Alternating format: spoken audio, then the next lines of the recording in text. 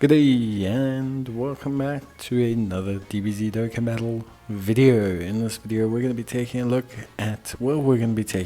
at, how guard break works and exactly what it does. Now guard break is pretty straightforward. Essentially what it does is it defeats or removes the ability for the opposition unit to guard. Now what this means is it removes the extreme to super class damage reduction and damage augmentation, and it reduces or removes the type effect or type negation of guard as well.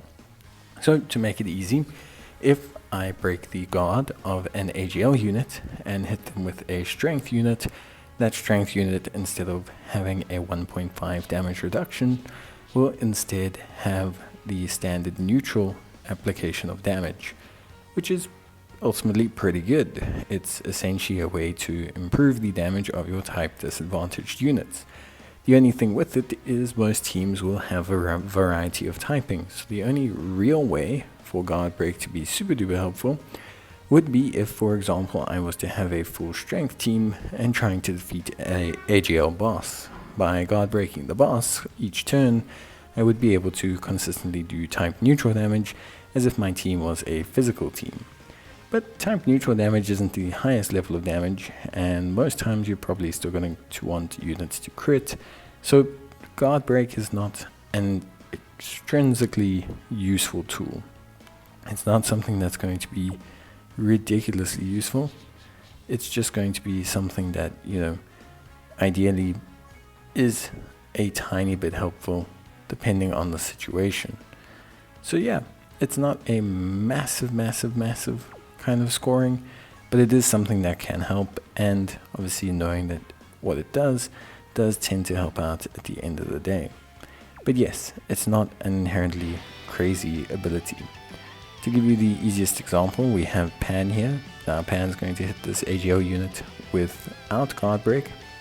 This is going to make her do around 89k damage. Pan is then going to hit the same unit with the exact same rotation, exact same everything, but with guard break activated from another unit, and you're going to see how her damage gets augmented. You can see here Pan hits the unit and does around 83k damage. Pan is then going to hit the same unit again. You can see her defensive stats the same, she's got the same links active, she has no support on the rotation. And she's going to hit the same unit again with one higher key, so a little bit higher, but it's not going to change the result as much as the guard break would. And then when she hits the unit, you're going to see that the damage goes up quite significantly. And this is because now the unit is guard broken, which means that Pan is now dealing type neutral damage as if she was a physical or a int unit. You can see this by the fact that when Pan hits the unit with no crit, the damage went up to 170k, so it is quite a sizable boost. But again, it's more dependent on you consistently having type disadvantage, and of course your units consistently having type disadvantage and benefiting from all of them being raised to the neutral level, more so than a lot of units whereby crits and things like that just ignore it anyway.